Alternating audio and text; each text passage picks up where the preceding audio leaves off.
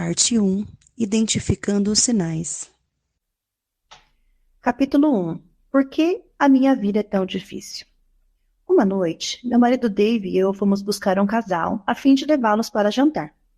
Estivemos na casa deles somente uma vez e já havia se passado um bom tempo desde a primeira visita.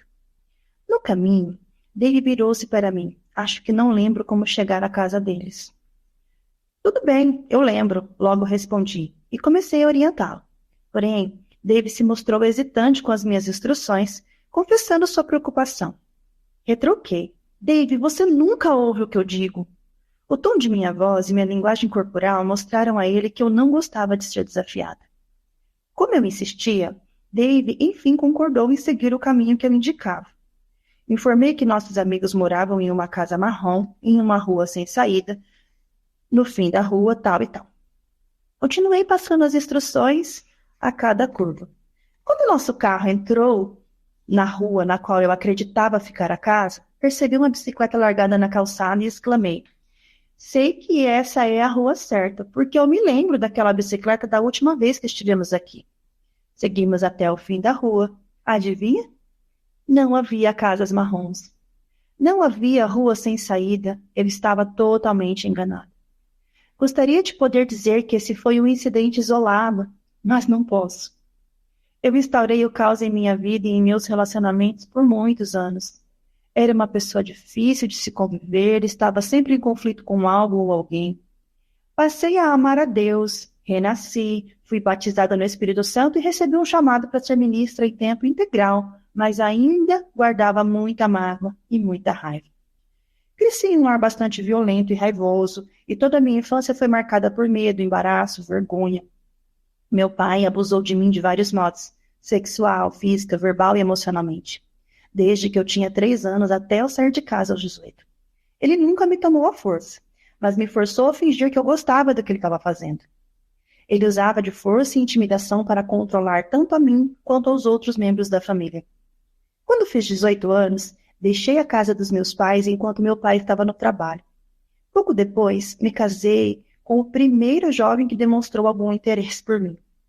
Meu primeiro marido era manipulador, ladrão e trapaceiro. E estava sempre desempregado.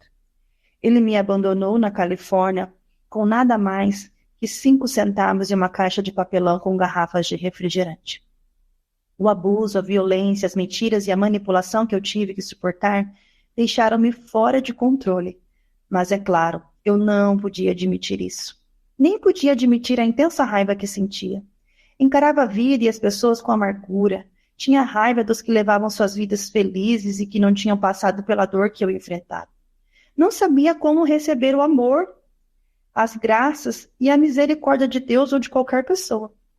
Mesmo após casar-me com Dave, continuei a fazer tudo o que podia para controlar as pessoas e as circunstâncias da minha vida, para que eu nunca mais voltasse a ser magoada tão profundamente.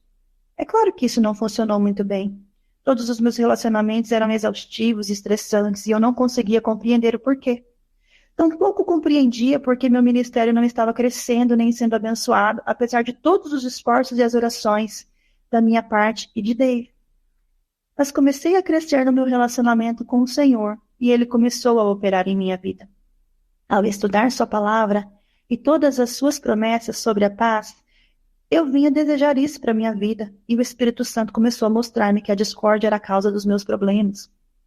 Aprendi a reconhecê-la e a resisti-la. Agora encaro a discórdia como uma perigosa rival que causará destruição se deixar sem controle.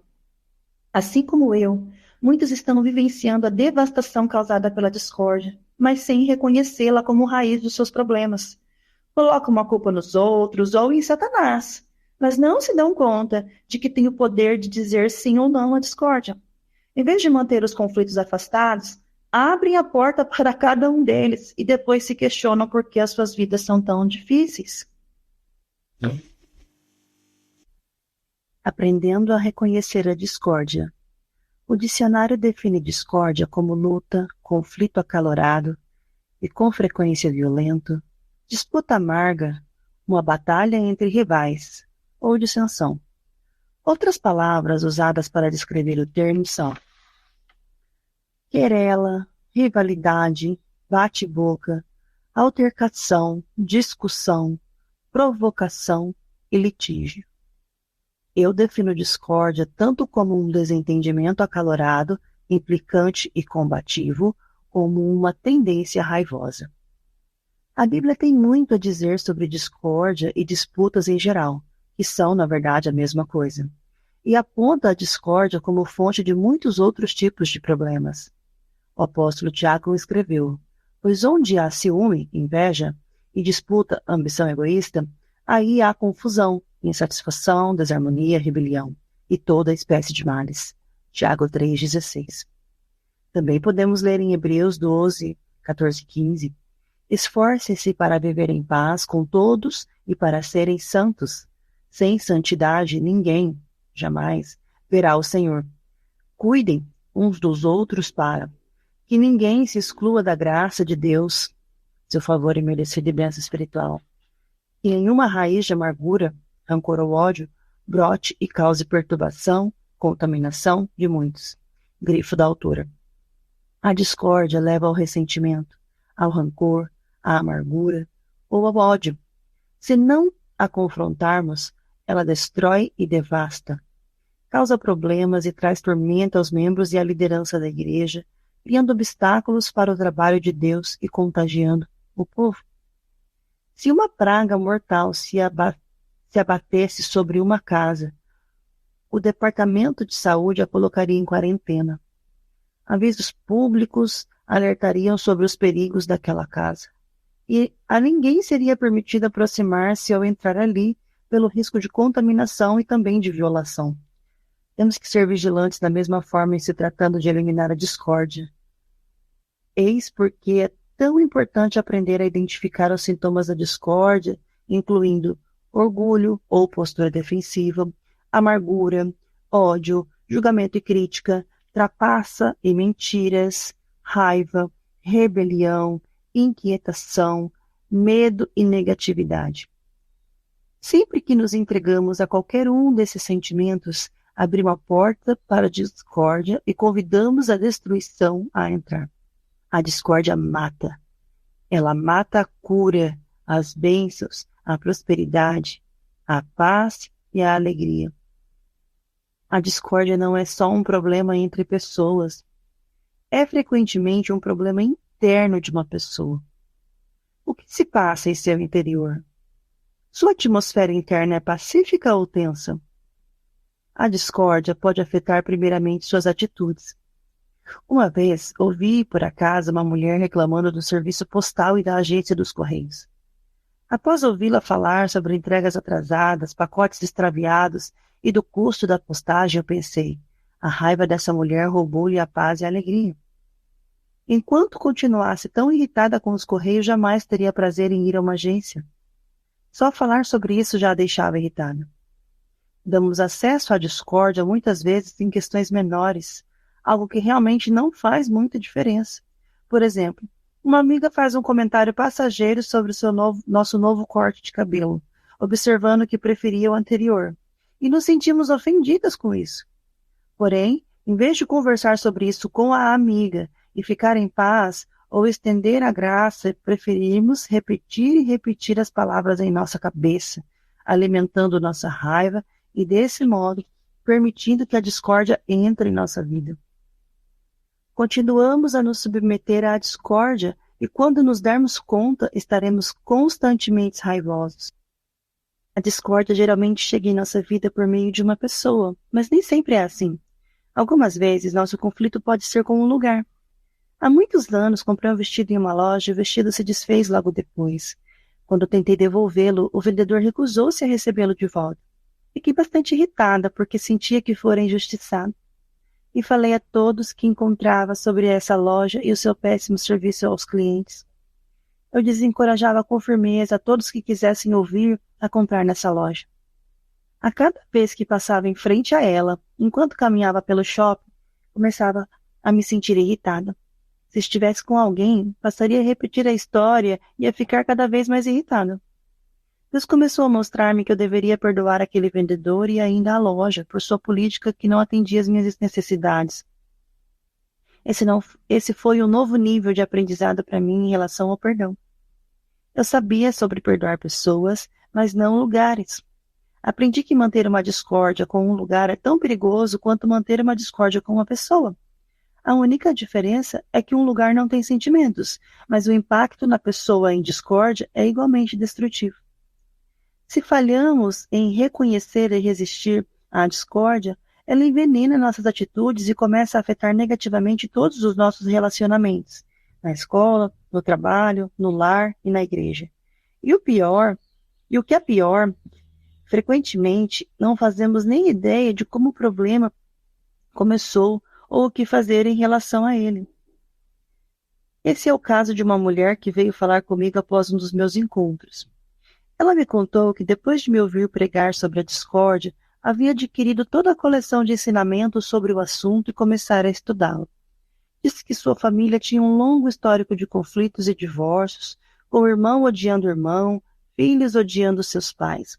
Na noite em que ela me escutou, Deus lhe revelou a causa dos relacionamentos turbulentos que caracterizavam sua família. Eles haviam falhado em resistir à discórdia. Assim, as reuniões familiares eram cheias de dissensões, contrariedades e raiva.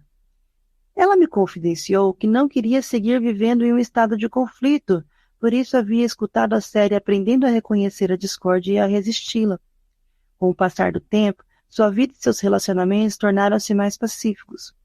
Não só isso, ela ainda compartilhava o que havia aprendido com muitos de seus parentes, e eles também haviam aprendido a fechar a porta para a discórdia e para o conflito. Um a um, muitos deles libertaram-se, porque aprenderam a verdade sobre a natureza destrutiva da discórdia.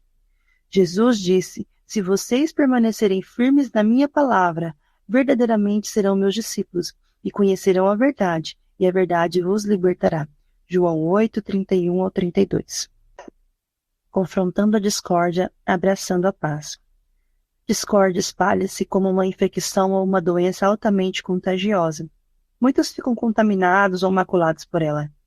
É por isso que Dave e eu trabalhamos duro para mantê-la fora de nosso lar. Por termos personalidades muito diferentes, muitas vezes deixamos de pensar ou ver as coisas da mesma maneira.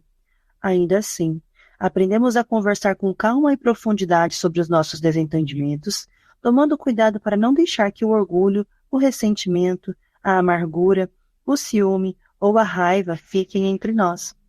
Também fazemos um esforço consciente para evitar rupturas nos ministérios Joyce Meyer. Quando as pessoas vêm trabalhar conosco, enfatizamos durante o treinamento que não toleramos discórdias e ensinamos que fiquem atentas aos menores sintomas, tal como o julgamento e a crítica, para que possam fechar a porta para toda dissensão e aprender a dirigir suas opiniões ao Senhor ou à pessoa responsável por suas reclamações, e não aos outros funcionários. Instruímos essas pessoas a caminharem em paz com os outros funcionários, a serem abundantes na misericórdia e rápidos em ignorar as ofensas. Queremos que nosso lar e nosso ministério sejam locais onde reinem a paz e a harmonia.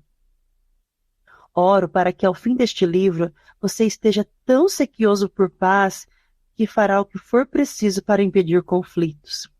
Se você tiver que lutar por alguma coisa, lute para evitar a discórdia. Seja diligente. Recentemente recebi uma carta de um casal que havia comparecido a um encontro que dirigimos na Flórida. Eles contavam que ao longo dos primeiros 27 anos de vida de casados, os conflitos marcaram seus relacionamentos. Apesar de serem cristãos que amam um ao outro, nunca haviam conseguido a paz em seu relacionamento. Eles implicavam um com o outro, discutiam e não conseguiam se entender. Conheciam bem a verdade de Provérbios 17:1. Melhor é um pedaço de pão seco com paz e tranquilidade do que uma casa onde há banquetes e muitas brigas. Ironicamente, estavam envolvidos com um ministério de aconselhamento para casais em sua igreja. Ainda que eles mesmos vivessem sob condenação porque não conseguiam fazer em suas vidas o que ensinavam os outros a fazer. A carta dizia: conseguimos mudar, graças aos seus ensinamentos sobre discórdia.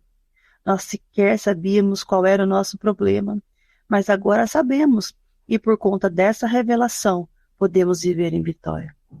A discórdia Não tem que destruir a sua vida. Se você quiser caminhar em vitória, faça como esse casal fez. Não é tarde demais. Aprenda a reconhecer o espírito da discórdia e confronte-o. Recuse-se a ser combustível para ele, para que você possa merecer a retidão, a paz e a alegria que são suas por direito como filho e filha de Deus. Resumo e reflexão. Para vivenciar relacionamentos pacíficos e harmoniosos, temos que lembrar que a vitória sobre o conflito e a discórdia requer que nos engajemos em uma batalha espiritual. Efésios 6,12 diz: pois a nossa luta não é contra seres humanos, somente com oponentes físicos, mas contra os poderes e autoridades, contra os espíritos mestres que são os dominadores deste mundo de trevas, contra as forças espirituais do mal nas regiões celestiais, sobrenaturais, grifo da altura. Número 1. Defina a discórdia com suas próprias palavras. 2. Todos já passamos por situações cheias de tensão e conflito. Descreva os sintomas de uma discórdia no lar, na igreja, no ambiente de trabalho e em outra situação. 3. Pense nas relações nas quais você sofre, tanto em casa, com pais, irmãos, cônjuge, filhos, como no trabalho. Peça a Deus para mostrar onde as seguintes características da discórdia abriram a porta para um conflito específico nesses relacionamentos. O que foi que você disse ou fez que foi motivado por orgulho? Você estava na defensiva? Você fez questão de dar a última palavra? Estava mais interessado em fazer valer o seu ponto de vista do que em aprender a perspectiva de Deus sobre a questão? Ou o que foi que você fez ou disse motivado por amargura? Você usou frases como você sempre ou você nunca, que são sintomas de amargura interior? Ódio, que você fez ou disse pensando em ódio. O que você fez ou disse movido por julgamento e crítica. Você atribuiu a outra pessoa motivações ou intenções quando não era possível saber de verdade o que se passava no coração dela? Você fez julgamentos de outras maneiras? Trapaças e mentiras. Você compreendeu equivocadamente a situação do ponto de vista de outra pessoa? Ou você formou a sua opinião sem saber todos os fatos? Você formou a sua opinião com base em fofoca? Você mentiu ou distorceu a verdade de algum modo? O que você disse ou fez movido por raiva? O que você fez ou disse movido por inquietação? Você disse alguma coisa motivada por preocupação ou ansiedade? E o que você fez ou disse movido por medo, negatividade?